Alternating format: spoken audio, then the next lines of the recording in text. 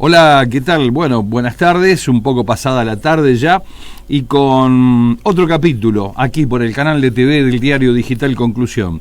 Seguramente los temas no son excluyentes, depende de la perspectiva con que se lo mira. Esto sí lo trato de relacionar con lo que es prácticamente la noticia del momento. No digo la noticia del momento respecto de los números, sino de qué es lo que nos lleva muchas veces a tener que contar estas cosas. Y digo porque tal vez el problema sea más profundo. ¿Por qué es más profundo?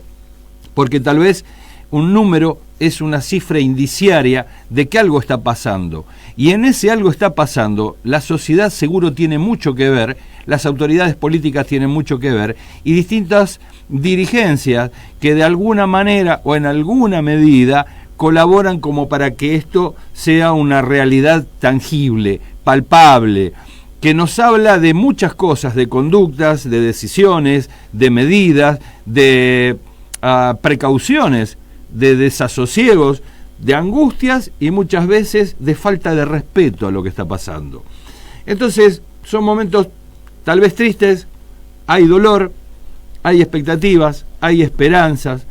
Tal vez la sociedad argentina tiene cifradas muchas expectativas en este proceso de vacunación, pero también hasta que esto se termine, nosotros tenemos que poner lo nuestro y ayudar a que, primero, a cuidar la vida, aunque también no se caiga la economía, pero cuidar la vida. Así que para hablar de ello vamos a estar hablando con el doctor Arnaldo Dubín, quien es profesor de la Universidad Nacional de La Plata y médico intensivista. Con esta breve presentación le damos la bienvenida. ¿Cómo le va? Hace un tiempo que no charlábamos, doctor Arnaldo Dubín. Bueno, es un gusto estar nuevamente con ustedes. Muchas gracias. Para nosotros es tenerlo a usted, ya que consideramos que es una palabra autorizada respecto de todo lo que está pasando. Cuando yo hago esta presentación, digo, ¿qué reflexión le merece todo esto? Porque el número por sí no dice nada, ¿no? Puede ser kilos, puede ser una distancia, pero esto habla de otras cosas, nos habla de otras cosas. Sí, es importante tener presente el contexto y el significado de todo lo que está ocurriendo. Es una situación muy compleja, es una ecuación difícil de resolver, en la cual hay varios términos que en sí mismos también son complejos. Un término, tal vez el que resulte más acuciante en este momento, es la realidad epidemiológica.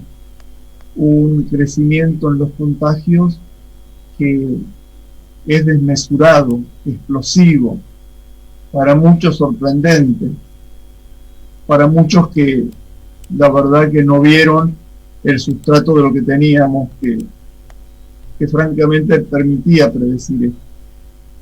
Lo cierto es que hemos llegado a un nivel de contagios, particularmente en la ciudad de Buenos Aires, probablemente también en el conurbano, que es el doble del que tuvimos durante el pico de la primera ola. Y lo preocupante además es que este desorbitante incremento en los contagios se da de una forma muy rápida. Hay una velocidad de propagación de la enfermedad que es sorprendente, y esto obviamente pone en riesgo al sistema, porque a diferencia de lo que ocurrió durante la primera ola, no hay cuarentena. La cuarentena fue tremendamente denostada en este país, pero la cuarentena salvó decenas de miles de vidas. Salvó decenas de miles de vidas, en primer lugar, porque permitió fortalecer un sistema sanitario que estaba destruido. Permitió ampliar la capacidad de la terapia intensiva, incorporar tecnología, pero fundamentalmente salvó muchas vidas, porque hizo que la enfermedad avanzara lentamente, y de esa forma todos los pacientes pudieron ser atendidos en los hospitales. Es excepcional el que se quedó sin cama. Además, hay otros factores que hacen más compleja la situación, como la irrupción de nuevas variantes del virus. Ya hay circulación comunitaria de, por ejemplo, la variante de Manaus, la del Reino Unido, que son más contagiosas y que podrían ser más agresivas. Y por supuesto tener una respuesta distinta a la inmunización con las vacunas disponibles. Esto es especulativo. Bien. Y Sí. lamentablemente también la vacunación no ha avanzado Ujú. con el ritmo que todos pretendíamos. Sí. Y me parece que a propósito de la vacunación hay que hacer una discusión adicional porque es un tema que se ha manoseado muchísimo. En realidad se ha manoseado como todo lo sanitario. Se ha tomado a la vacunación como un elemento para la disputa política aviesa, malintencionada, sucia, Ujú. pero tal vez podamos retomar más adelante la cuestión de la vacunación, pero creo que podemos concluir que si no hemos logrado avanzar más con la vacunación en la Argentina, no ha sido porque se haya negociado incorrectamente, ni porque se hayan implementado sistemas de vacunación que son impropios. No hemos podido avanzar más porque las vacunas llegan en cuentagotas y llegan en cuentagotas porque un puñado de potencias acaparan la mayor parte de las vacunas y usan las vacunas como un elemento para humillar y condicionar países dependientes como el nuestro. Y, y bastan algunos pocos elementos. Pfizer pretendía un contrato leonino en el que venía por nuestros recursos naturales. Lo de AstraZeneca es igualmente obsceno. AstraZeneca viola descaradamente los acuerdos que hay con el país. Y en realidad, ustedes saben que en Argentina se han producido millones de dosis de vacuna de AstraZeneca, se ha producido el principio activo que se ha derivado a México, donde debería ser envasado. Claro. Lo cierto es que no hay un solo argentino vacunado con la vacuna de AstraZeneca. Entonces, ¿qué es eso? Bueno, esto es expresión de cómo la falta de una industria nacional y fundamentalmente estatal de medicamentos nos pone en una grave situación de indefensión. Porque bueno, hay algunos que plantean intervengamos el laboratorio y hay elementos adecuados en el país para el envasado y la distribución de la vacuna. Bueno, estas son cuestiones que hay que pensar muy bien, pero básicamente tenemos que pensar que es necesaria la producción estatal y nacional de medicamentos. Porque yo también tengo que decirle que a lo largo de la pandemia hemos tenido dificultades con otros medicamentos, sedantes, relajantes musculares, analgésicos. Ahora, por ejemplo, hay un faltante muy importante de enoxaparina, un anticoagulante, una heparina de bajo peso molecular, que no solamente se usa para los pacientes con COVID, sino para otros pacientes críticos, cardiológicos, obstétricos, incluso ambulatorios. Sí. Y básicamente no tenemos enoxaparina porque el laboratorio que tiene en la mayor parte del mercado ha derivado su producción hacia otros mercados. Esto Entonces, no. Sí. Sí, lo escucho. Estas cuestiones se pueden resolver porque en la Argentina tenemos capacidad científica y tecnológica. Hay una decisión política que debe tomarse para avanzar en esta cuestión. Se entiende. Bueno, volvamos a la situación. No, Entonces, está. Lo que le quería pedir un poquito es si usted puede volcar la pantalla de su ordenador o PC hacia atrás, porque no está saliendo la pera, le está cortando. Sí. Ahí está bien. Está perfecto. Bueno. Está perfecto. Bueno. Sí, el tema de volver me interesa mucho porque lo que usted está planteando prácticamente es una endemia de la historia argentina, de cómo se ha postergado las posibilidades de tener decisiones soberanas sobre áreas críticas del Estado que deben garantizar la salud de los argentinos. Y acá ya no importa si hay lugar a las ideologías o no. Me pregunto, justamente lo que usted está planteando lo planteaba a un dirigente de una cámara industrial de la República Argentina, respecto de qué es lo que nos está pasando, que habiendo tanta capacidad y premios Nobel, le recordaba la vacunación de mi madre. Uno dice que en el periodismo no hay que ser autorreferencial, pero resulta que, bueno, uno puede contar lo que ve. Y entonces usted veía un frasquito que decía Sputnik, y por un lado uno se sentía con cierto grado de satisfacción porque sabía que atenuaba las posibilidades de los efectos del virus. Y por otro lado sentía una gran vergüenza, porque quien conoce profundamente la historia argentina, más en materia de investigación, como usted dice, se da cuenta de que nos están pasando estas cosas porque hubo cosas que no se decidieron en su momento. No vamos a buscar nombres. Pero también usted planteó algo que es muy importante. ¿Quiénes son los que van a querer que en esta situación de decisión y de logro de la soberanía empiecen a considerar la investigación científica como lo que realmente tiene que ser? Y esto produce mucho dolor. Cuando usted dice eso, cualquier argentino se tiene que sensibilizar, porque no es que no tengamos las herramientas, no es que no esté presente la persona, el científico argentino como para dar una solución. Esto se le ha cercenado la posibilidad a la población, a los argentinos, de poder curarse y tener que estar dependiendo de aceites, máquinas, vacunas y un montón de otros elementos que uno no llega a entender. Porque le agradezco que lo haya dicho. Sí, la verdad que este es un tema muy importante porque precisamente esta es la cuestión que traba el desarrollo de nuestro país, es la cuestión que limita el bienestar de nuestro pueblo.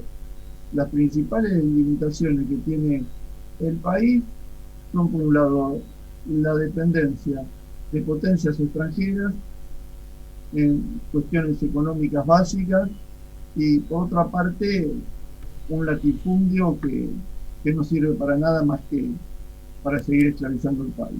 Pero bueno, volvamos a la pandemia. Sí, volvamos a cómo está viendo los números, qué es lo que nos puede caracterizar respecto de...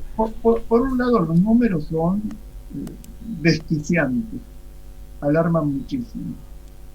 Y estos números se dan además en el contexto de un sistema sanitario y particularmente de una terapia intensiva, que es la última trinchera en la lucha contra la enfermedad, que lamentablemente tengo que decirles, está en mucho peores condiciones para enfrentar esta etapa de la pandemia de que lo que estuvo durante la primera ola. Y nosotros estamos en peores condiciones no porque tengamos menos respiradores, menos recursos físicos o tecnológicos, menos camas de terapia intensiva, sino porque los trabajadores de la salud, los intensivistas en particular, hemos hecho un proceso notablemente desgastante. Nosotros ya éramos muy pocos antes de la pandemia. Entonces yo he dicho más de una vez que no hubiéramos podido trabajar de no ser por la ayuda de médicos extranjeros, fundamentalmente colombianos y bolivianos, que vienen al país a formarse, a hacer la residencia. Sí. Bueno, la pandemia no solamente desnudó a la opinión pública cuáles son las deficiencias estructurales de la terapia intensiva, sino que las exacerbó notablemente. Claro. La enfermedad hizo estragos en nuestras vidas. Muchos compañeros se contagiaron, algunos no han vuelto a trabajar, otros lamentablemente fallecieron, otros no quieren volver a hacer terapia intensiva. Hemos estado sometidos a una carga de trabajo descomunal. Terminamos exhaustos física y anímicamente, y me refiero a todo el personal. Sí, claro. enfermeras, kinesiólogos, médicos, el resto de los profesionales y también trabajadores no profesionales. Y nuestras condiciones de trabajo, siempre lo hemos dicho, han sido malas, siguen siendo malas, y nuestros salarios insuficientes. Sí. Hay muchas situaciones laborales que son irritantes. Como elemento paradigmático, la enfermería en el sistema público de la ciudad de Buenos Aires es considerada una actividad administrativa y sí, no profesional. Sí, es cierto. Entonces, cuando yo hablo de este sentimiento que hay en la terapia intensiva, cuando hablo del desgaste, de la fatiga, no quiero poner el centro en nuestro malestar. La cosa no pasa por este disconfort que tenemos. La fatiga tiene implicancias concretas, definidas. Esto se entiende bien cuando hablamos de ejercicio muscular. Un ejercicio muscular no se puede sostener en el tiempo cuando tiene determinada magnitud, porque sobreviene la fatiga y por más voluntad que uno ponga, es imposible mantener el rendimiento a lo largo del tiempo. La fatiga en la terapia intensiva tiene implicancias que crudamente no son otra cosa que el aumento de la mortalidad. Yo alertaba el año pasado sobre una duplicación que en pocos meses se había producido en la letalidad en la ciudad de Buenos Aires. Sí. Esto puede tener distintas explicaciones. Por ejemplo, una carga tardía de datos que ocurrió en todos lados, aunque fue muy criticada cuando la provincia de Buenos Aires lo sinceró. Sin embargo, una hipótesis plausible para explicar este aumento de la letalidad es la tensión que hubo en el sistema, este estrés, esta sobrecarga.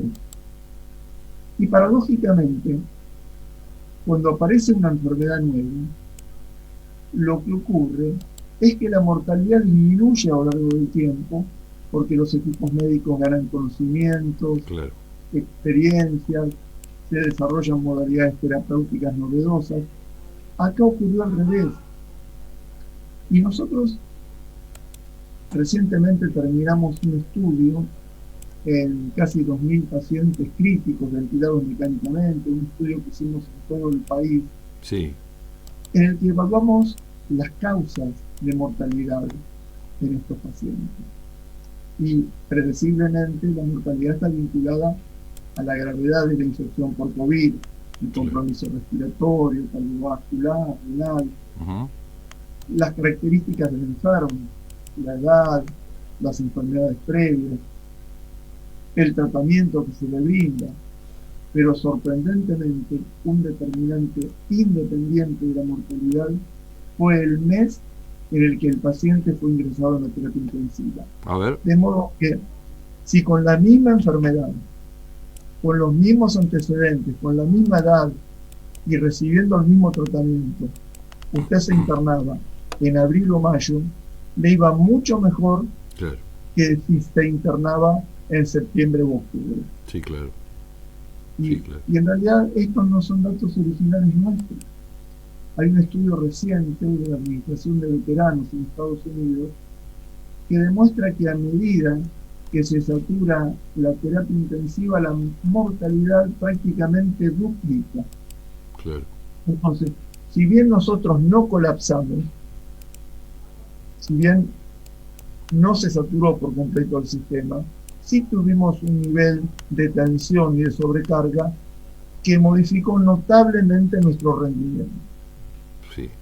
En este momento estamos, producto de todo esto que hemos vivido, en muchas peores condiciones para enfrentar esta etapa de la pandemia.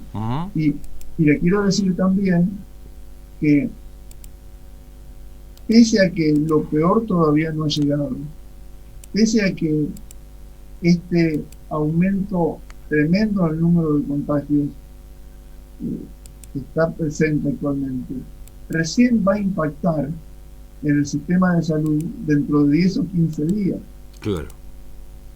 Sin embargo, en este momento hay serias dificultades para poder atender a los pacientes. Hay serias dificultades porque el sistema privado, no solamente en la ciudad de Buenos Aires, sino, por ejemplo, en La Plata, está prácticamente colapsado. Es muy difícil conseguir una cama, no solo en terapia intensiva, sino también en la internación general. Claro. Y muchos hospitales públicos ya tienen una ocupación del 100%. E insisto, todavía lo peor no ha llegado. ¿Cuál es su principal temor, doctor? Mire, nosotros tenemos la ventaja de poder mirarnos en espejo. Claro. Un espejo puede ser el de Europa. En Francia, por ejemplo, hay una cuarentena estricta y hace una semana los jefes de las terapias intensivas de París se reunieron para fijar protocolos de atención y definir qué pacientes van a ser atendidos en las terapias intensivas y quiénes no van a poder ser atendidos ante el inminente colapso del sistema. Claro. En París se está saturando la terapia intensiva. Entiendo. Tenemos que mirarnos también en el espejo más cercano de Brasil, que ya tiene 4.500 muertos por día, y en donde no solamente el sistema sanitario está colapsado, sino que también los cementerios están saturados. Entonces, lógicamente, en este contexto, a la luz de un aumento exorbitante en el número de contagios y un sistema sanitario que es tan débil, frágil y vulnerable, lo único que se puede hacer es limitar la progresión de la enfermedad. ¿De qué manera? Y además dar tiempo para vacunar más gente, vacunar la población más vulnerable. Entonces, recién ahora se han tomado medidas.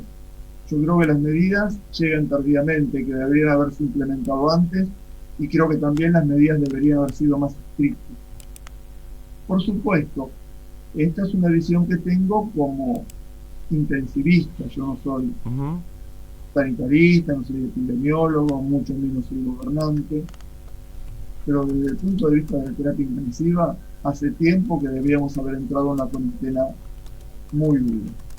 Pero bueno, esto probablemente sea lo posible, porque hay un hartazgo en la gente. Habría que ver qué es este hartazgo, cuál es el significado de ese hartazgo frente a la inminencia de la muerte. Claro. Hay un temor en la política de que no se acaten las medidas. Este es un año electoral. Claro. Hay también una disputa política muy grande. Fíjese que de la misma forma que esa cuarentena que salvó decenas de miles de vidas fue estigmatizada como una afrenta a las libertades individuales, de la misma forma que la vacuna fue considerada un veneno por sectores no solamente de la política, sino de los medios, ahora también se están atacando estas medidas, aún medidas tibias. Claro. Hay llamados desde sectores políticos a la resistencia. ¿Y? Esto, francamente, en mi opinión, es terrorismo sanitario. Esto es algo que puede implicar muchas vidas. Claro, claro. Es tristísimo realmente escuchar lo que nos dice, porque a veces yo no conozco que algunos de los, digamos, estos virus, el COVID-19, ande con un código penal abajo el brazo, una constitución nacional, o reclamando acerca de la periodicidad del ejercicio de las libertades civiles, que lógicamente eso lo debe garantizar uno, pero me parece que el virus no entiende de estas apreciaciones que seguramente algunos lo harán con buena fe y otros parece ser de muy mala fe. Y esta confusión genera en el que está angustiado cierto grado de irascibilidad que uno no le encuentra un fundamento, pero bueno, la condición humana tiene estas debilidades y somos hechos de carne y hueso, así que lo principal es a veces, como usted nos comenta, fundamentar bien el por qué debemos hacer algo si queremos seguir cuidando la vida. ¿Cuál es la reflexión que usted haría en ese sentido y qué le diría a las autoridades de cómo hablarles? Porque si un médico no les puede hablar porque se deprimen, si les habla el político y se enojan porque no pueden comer el asadito de a 50 personas en el club, ¿quién le tiene que hablar a esta población? Esta es la pregunta.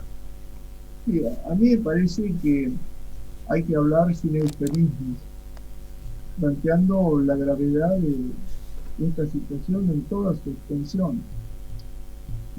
Por todas las cosas que yo describí, por la situación epidemiológica, por el sistema de salud tan vulnerable, producto del desgaste de los trabajadores,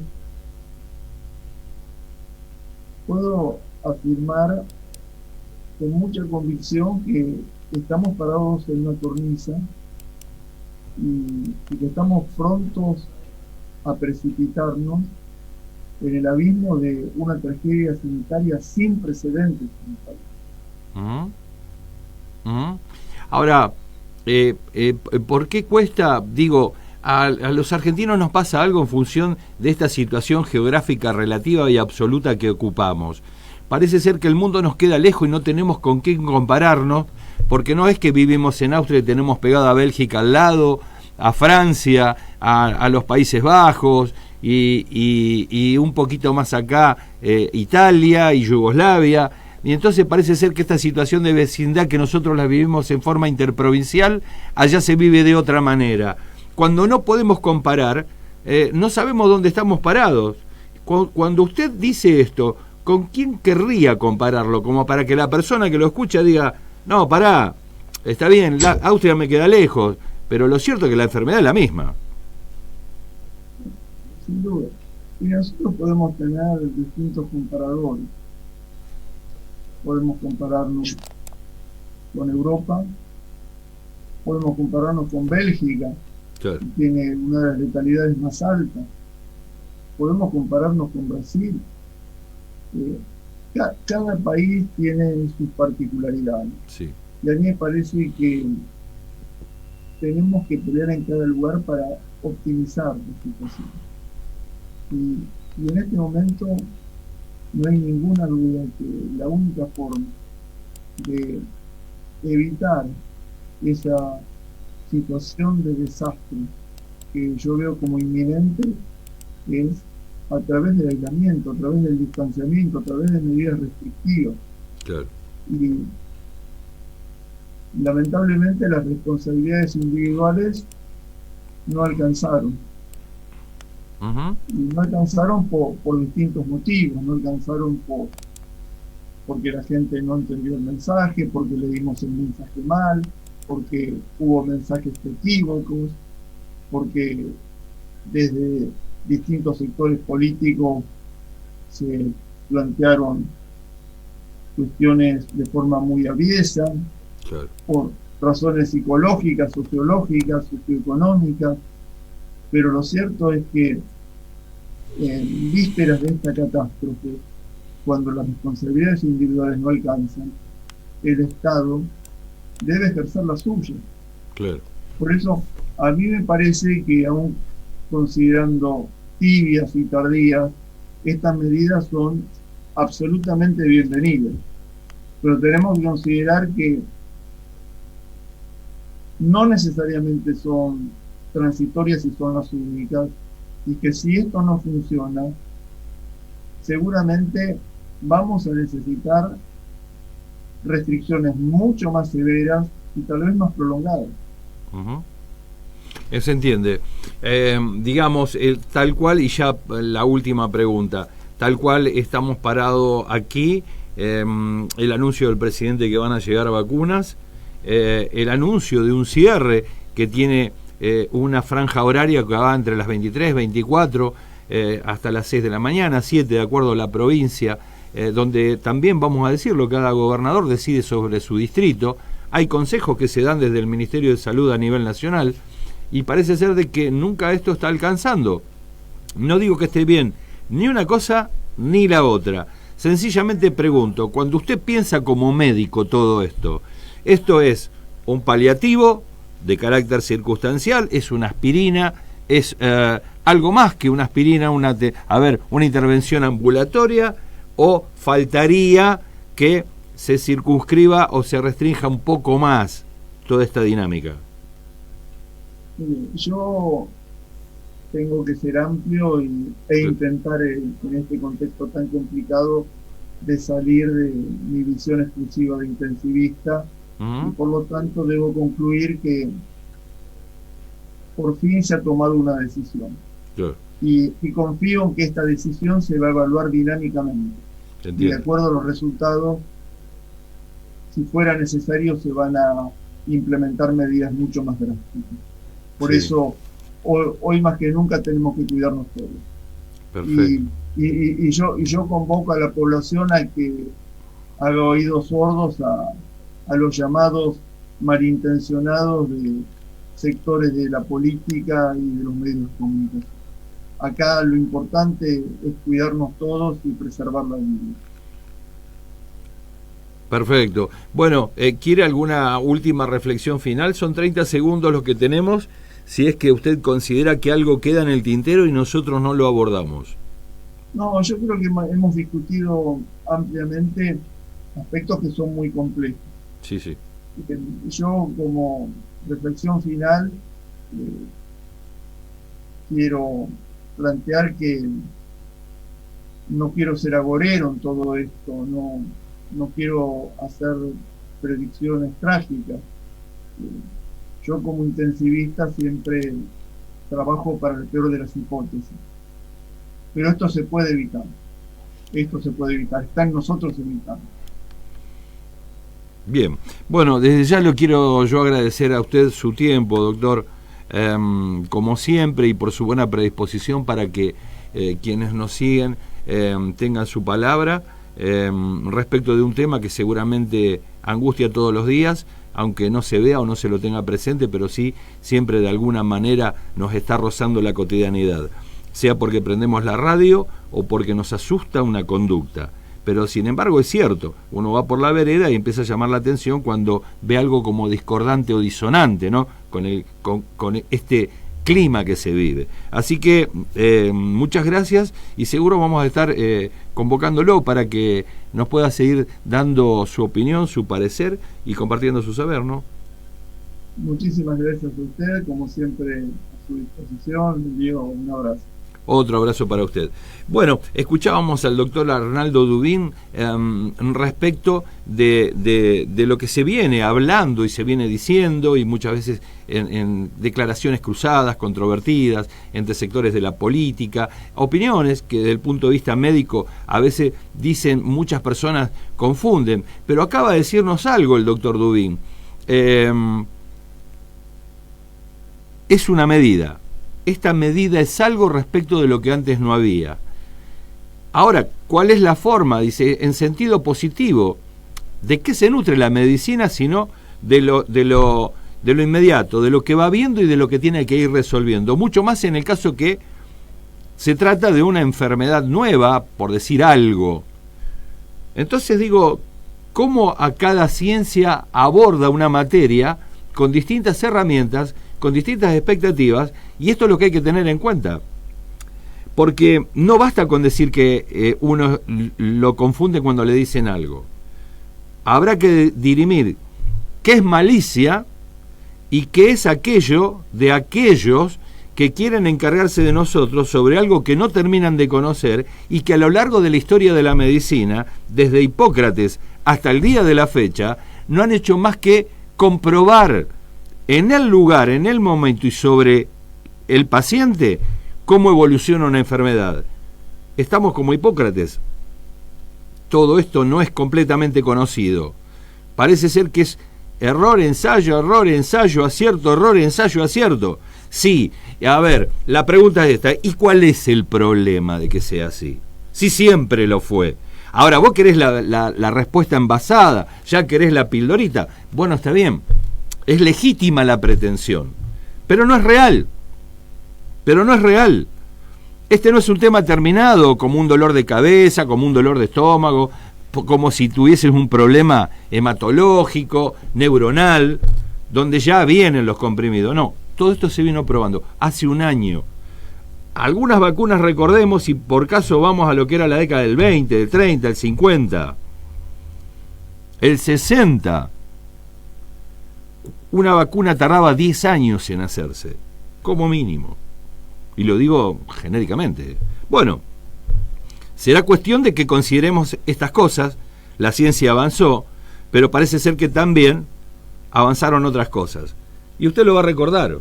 No tome antibióticos, le decían de niño o de joven, hace poco tiempo, o 10 años, 15, porque si no, fortalece las cepas.